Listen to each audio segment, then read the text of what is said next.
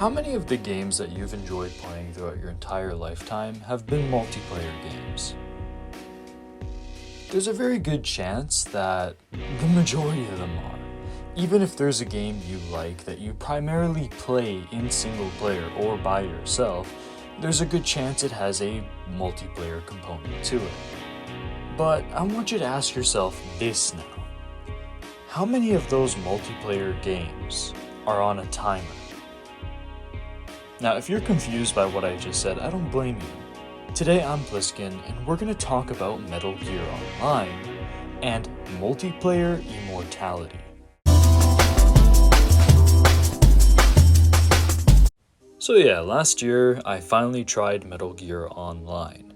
As a kid, I never really had connection to the internet with online games since I didn't know how to set it up, or I was playing on a console where you had to pay for that and my parents weren't about that, and I honestly don't blame them for it.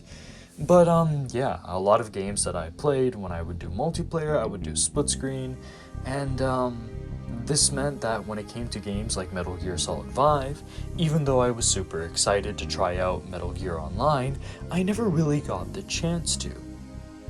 So yeah, again, me and my brother started playing it up, and it's pretty fucking good.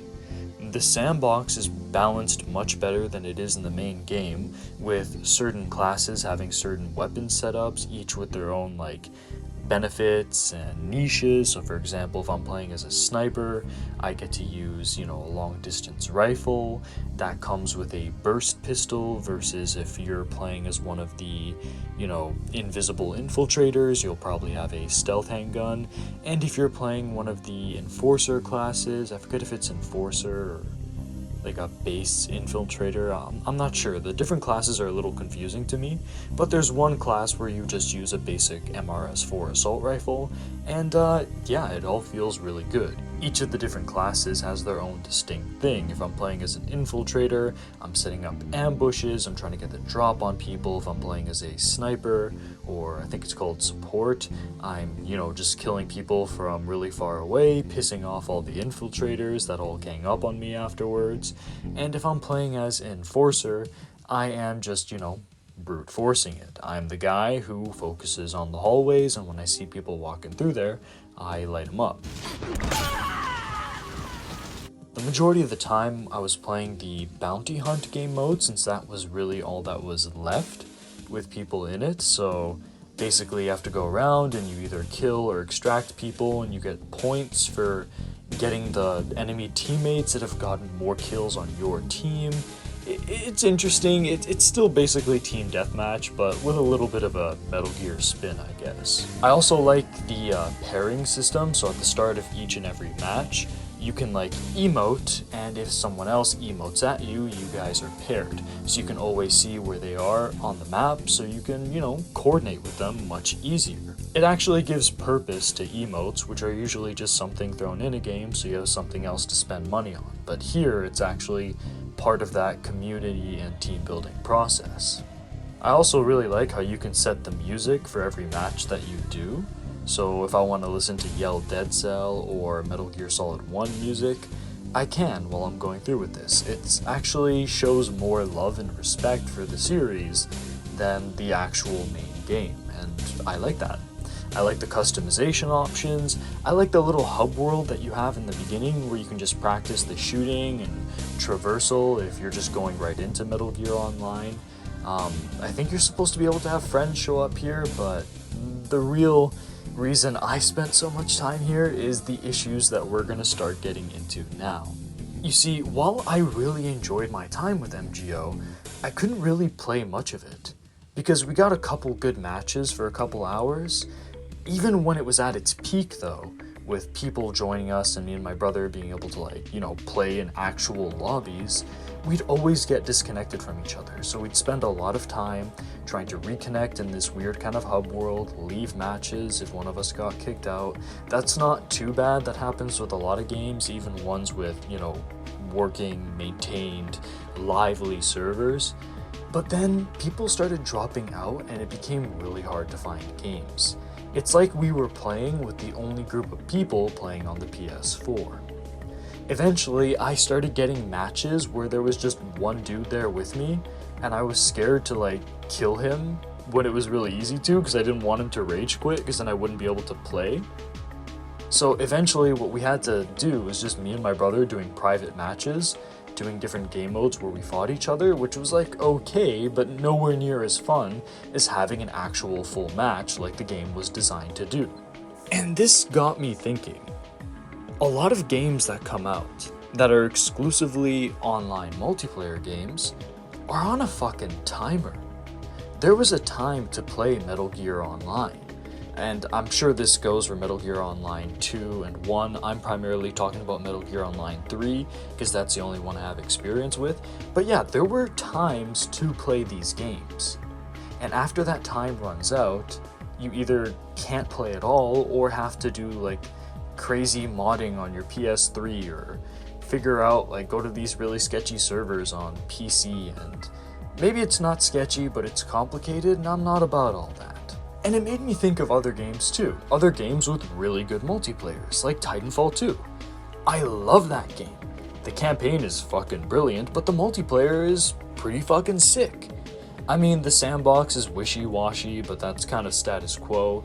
The movement feels really good. The attrition game mode that has a whole bunch of AI on the battlefield always makes you feel like you're contributing, even if you're not good at PvP. The Titan-on-Titan combat is where the sandbox is a little bit tighter, with closer range Titans being countered by further range Titans, and then you have your mid-range Titans. Every single one has its strength and weaknesses. I always tend to play as Ion, so I have to stick at mid-range. If I'm too far or too close, I tend to get destroyed, but I have a good balance between like defense and offense. And then there's, completely other Titans like Ronin, which are all about getting up in the face and just doing tons of close range damage, but if someone sees you from further away, you're screwed. That's really cool. That's interesting and has a hardcore player base. But remember when all the servers were having issues? Hell, they're still kind of having issues. I play on Xbox, which tends to fare a lot better than how it sounds like on PC and PlayStation.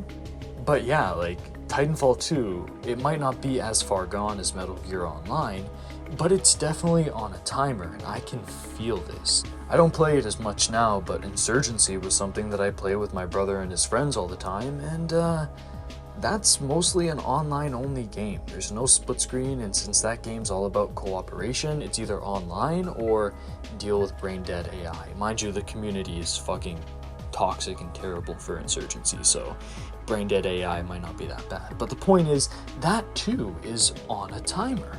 And that made me think, multiplayer games, if they don't have some kind of couch co-op, there's only a certain limited amount of time that you can play them. And maybe this is normal for some people, but the way I grew up is that if there's a game you like, you just keep playing it. I don't understand all these posts about people being nostalgic for, Snake Eater or Halo. Because, why'd you stop? If you like these games, pick them up and play them whenever you want. That's my mentality. So the thought that I might start playing something that might not be available 10 or 20 years down the line is really freaking unsettling to me. Off-putting even. Because I'm not the type to just mindlessly consume, and I feel like that's what a lot of these online games are geared for. But now let's take a look at games that have split screen. Freaking Halo. It doesn't matter if you're playing on the original Xbox, the 360, or the newer consoles. If I'm there, I can play these games online, but I can also play the campaigns, the multiplayers, firefights, Forge. There's a variety of modes that I can always play with up to 2 to 4 friends with me. If I do a system link party, I think I can have up to 8 people or something like that, maybe even more. So there will never be a time where I can't play the multiplayer for, let's say, Halo 1 or Halo Reach. It's always going to be available to me because I don't need to be dependent on a server.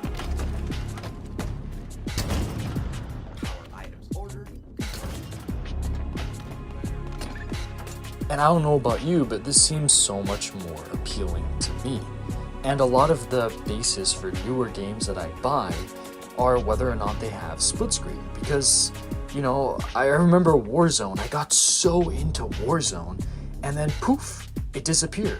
And I don't even want to get into Modern Warfare 2 or anything like it anymore, because I don't like the idea, again, of something I enjoy playing just vanishing without a trace.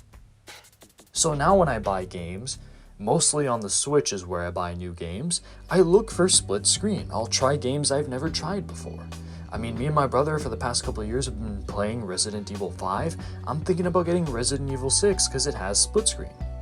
Fucking Catherine Full Body has split screen. Like, just any games, even if it's just like throwaway modes. I prefer a multiplayer experience that I actually have, rather than one that's just being loaned to me.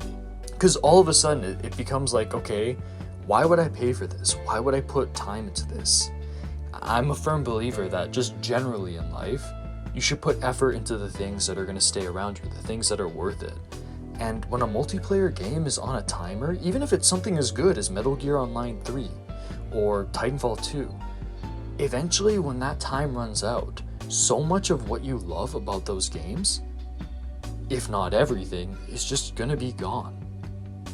So I know there's a lot of you guys that play on PC, or a lot of you guys that aren't as big into split screen, but this right here, this is peak multiplayer gaming. You may not like it, but this will always be around. Battlefront 2 2005 will never be a dead game, but Titanfall and Metal Gear Solid Online 3, 2, 1, hell, they're already dead, aren't they?